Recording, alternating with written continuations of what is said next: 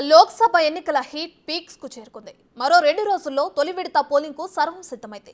దేశవ్యాప్తంగా దాదాపు అన్ని సీట్లకు అభ్యర్థుల ప్రకటన పూర్తి కావడంతో ఆయా నియోజకవర్గాల్లో రసవత్తర పోటీ ఖాయంగా కనిపిస్తోంది. వాటిలో కొన్ని స్థానాలు మాత్రం చాలా ప్రత్యేకంగా ఉన్నాయి.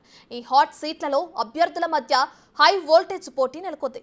ప్రముఖ నేతలు, బలమైన ఇండిపెండెంట్ అభ్యర్థులు, ఇలా ఈ సీట్లలో ఇంట్రెస్టింగ్ ఫైట్ నెలకొంది.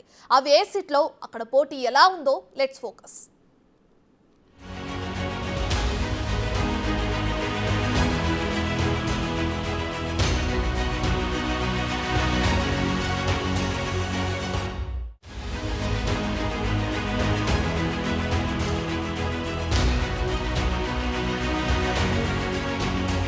2024 లోక్సభ ఎన్నికల సమరానికి ఎంతో సమయం లేదు. దేశంలోనే 543 లోక్సభ స్థానాల్లో అన్ని రాజకీయ పార్టీల ప్రచారాలు జోరందుకున్నాయి. ప్రముఖ నాయకుల సభలు, ర్యాలీలతో జనంలో కూడా సందడి మొదలైంది.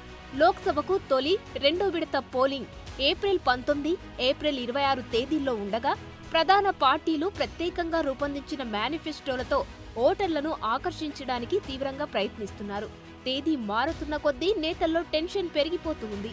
ఇప్పటికే దాదాపుగా అన్ని స్థానాలకు అభ్యర్థులు ఖరారు కాగా దేశంలోనే కీలకమైన కొన్ని హాట్ సీట్లలో పోటీపై ఆసక్తి పెరిగింది. కొన్ని చోట్ల బలమైన ఇండిపెండెంట్లు బరిలో దిగి ప్రధాన పార్టీలకు ముచ్చెమటలు పట్టిస్తున్నారు. మరికొన్ని చోట్ల అగ్రనేతలకు భారీ సవాలు ఎదురవుతుంది. ఇంకొన్ని చోట్ల సిట్టింగ్లకు వ్యతిరేక పవనాలు వీస్తున్నాయి. కొన్ని లోక్సభ స్థానాల్లో అయితే అభ్యర్థుల మధ్య మరింత హై వోల్టేజ్ పోటీ నెలకొంది. ఇంకొన్ని సీట్లలో దేశంలోని బడా నేతలు బరిలో ఉండడం వల్ల అందరి చూపు వాటిపైనే ఉంది.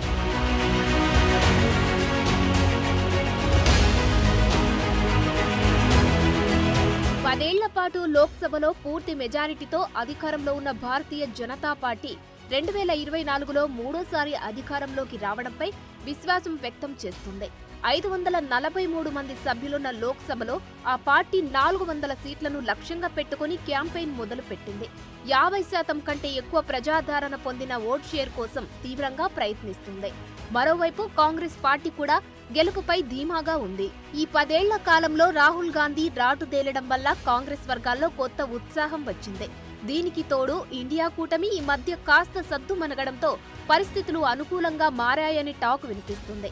సర్వేలు కాస్త ప్రతికూలంగా ఉన్నప్పటికీ పార్టీ గుర్తును నమ్ముకొని ఇండియా కూటమి బలంతో రాహుల్ కష్టంపై నమ్మకం ఉంచి కార్యకర్తలంతా తీవ్రంగా శ్రమిస్తున్నారు.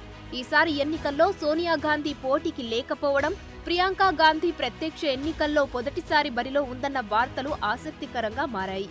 ఇక ఆయా నియోజకవర్గాల్లో పోటీ ఎలా ఉంటుందో అనే ఆసక్తి మరింత ఎక్కువయింది. దేశవ్యాప్తంగా పార్టీలన్నీ ఆయా హాట్ సీట్లలో పోటీ చేస్తున్న అభ్యర్థుల గెలుపు కోసం తీవ్రంగా ప్రయత్నిస్తున్నాయి.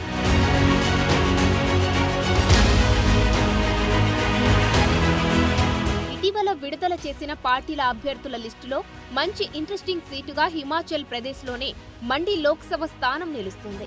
ఇక్కడ బీజేపీ అభ్యర్థిగా బాలీవుడ్ క్వీన్ కంగనా రనౌత్ పోటీకి నిలబడగా మాజీ సంస్థానం బుషహర్కు నామమాత్రపు రాజు, ప్రస్తుత రాష్ట్ర మంత్రి విక్రమాదిత్య సింగ్ ను కాంగ్రెస్ నామినేట్ చేసింది. దీనితో మండి స్థానంలో ఆసక్తికర పోటీ నెలకొంది. 6 సార్లు ముఖ్యమంత్రిగా పనిచేసిన వీరభద్ర సింగ్ కుమారుడు విక్రమాదిత్య సింగ్ బలమైన రాజకీయ నేపథ్యంతో బరిలో ఉన్నారు. విక్రమాదిత్య తండ్రి, తల్లి ఒక్కొక్కరు 3 సార్లు గెలిచారు. 2021 లోక్సభ ఉప ఎన్నికల్లో విక్రమాదిత్య తన తల్లి ప్రతిభా సింగ్ కు మద్దతుగా ప్రచారం చేశారు. మండి నియోజకవర్గం చారిత్రాత్మకంగా పూర్వపు రాచరిక రాజ్యాల వారసులకు ప్రాధాన్యతనిస్తుంది. 1952 నుండి 19 ఎన్నికలలో 13 ఎన్నికల్లో రాజకుటుంబాన్ని ఎన్నుకుంది. ఈ పరిస్థితుల మధ్య మరోవైపు కంగనా రనౌత్ హిమాచల్ ప్రదేశ్ మాజీ ముఖ్యమంత్రి, సీనియర్ బీజేపీ నాయకుడు జైరామ్ ఠాకూర్ మద్దతుతో ముందుకు వెళ్తోంది. 2021లో ప్రతిభా సింగ్ పై 7490 ఓట్ల తేడాతో ఓడిపోయిన బీజేపీ నాయకుడు, కార్గిల్ యుద్ధ వీరుడు కుశాల్ ఠాకూర్ కూడా కంగనా రనౌత్కు మద్దతుగా నిలిచారు. ఈ పార్లమెంటు నియోజకవర్గంలో 1,00,000 మందికి పైగా మాజీ సైనికులు ఉండడంతో పోటీ ఆసక్తికరంగా మారింది. ఇక ఈ పార్లమెంటరీ నియోజకవర్గం పరిధిలోనే మొత్తం 9 అసెంబ్లీ సెగ్మెంట్లలో ఏ పార్టీ విజయం సాధిస్తుందో అనే దానిపై మరింత ఆసక్తి నెలకొంది.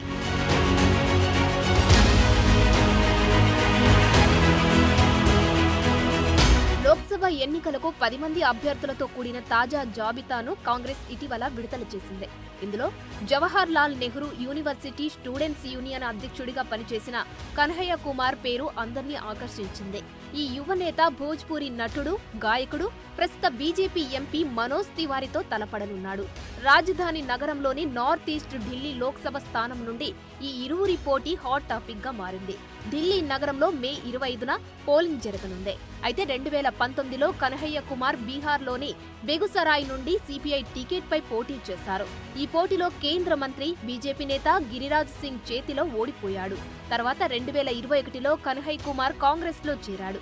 మరోవైపు మనోజ్ తివారీ 2014 లోక్సభ ఎన్నికల్లో మాజీ ముఖ్యమంత్రి షీలా దీక్షిత్ ను ఓడించి ఈశాన్య ఢిల్లీ స్థానం నుండి బీజేపీ అభ్యర్థిగా 2 సార్లు ఎంపీగా ఎన్నికయ్యారు. కాగా ఈ సిట్టింగ్ ఎంపీని కాంగ్రెస్ అభ్యర్థి కన్హయ్య కుమార్ ఎలా ఎదుర్కొంటాడనేది ఆసక్తికరంగా మారింది.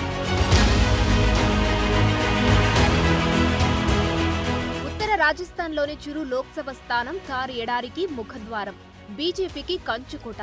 2 సార్లు పారాలింపిక్స్ లో స్వర్ణ పతకం సాధించిన జావెలిన్ క్రీడాకారుడు జజ్జారియా బీజేపీ పార్టీ తరపున బరిలో ఉన్నారు. ఇక్కడ కాంగ్రెస్ అభ్యర్థిగా రాహుల్ కాస్వాన్ పోటీ చేస్తున్నారు.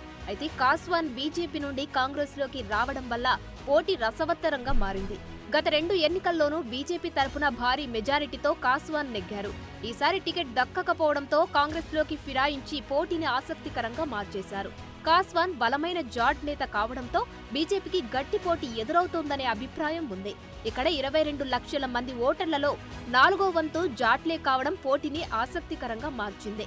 అలాగే మహిళా రెజ్లర్ల నిరసనలు, సాగు బిల్లులు తదితర అంశాలతో జాట్లు బీజేపీపై తీవ్ర అసంతృప్తితో ఉన్నారనే భావన ఉంది.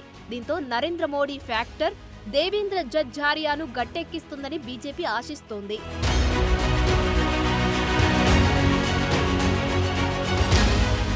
కేరళలోని హాట్ సీట్ తిరువనంతపురం నియోజకవర్గం. ఇక్కడ కీలక అభ్యర్థులుగా కాంగ్రెస్ నుండి శశి థరూర్, బీజేపీ నుండి రాజీవ్ చంద్రశేఖర్, సిపిఐ నుండి పన్యన్ రవీంద్రన్ బరిలో ఉన్నారు. అసలే సంప్రదాయ ప్రత్యర్థి అయిన లెఫ్ట్ ఫ్రంట్, దానికి తోడు బీజేపీ నుంచి కేంద్ర మంత్రి రాజీవ్ రూపంలో గట్టి ప్రత్యర్థిగా ఉన్నారు. దాంతో కాంగ్రెస్ సిట్టింగ్ ఎంపీ శశి థరూర్ కి గట్టి పోటీ తప్పదని అనుకుంటున్నారు. ఎంపీగా శశి థరూర్ పనితీరుపై స్థానిక జనం పెదవి విరుస్తుండడం కూడా పోటీని మరింత ఆసక్తికరంగా మార్చింది. ఇక అర్బన్ సీటు కావడంతో పాటు ఏకంగా 66% హిందూ జనాభా ఉండడం బీజేపీకి కలిసొచ్చే అంశంగా ఆ పార్టీ వర్గాలు భావిస్తున్నాయి. ఈ క్రమంలో రాజీవ్ చంద్రశేఖర్ గెలిస్తే కేరళలో బీజేపీ నెగ్గిన తొలి స్థానంగా తిరువనంతపురం చరిత్ర సృష్టించనుంది. అయితే 2005లో ఇక్కడ గెలిచిన సిపిఐ అగ్రనేత రవీంద్రన్ ఈసారి ఎవరి ఓట్లను ఏ మేరకు చీలుస్తారన్న దాన్ని బట్టి విజేత ఎవరో తేల్చవచ్చంటున్నారు విశ్లేషకులు.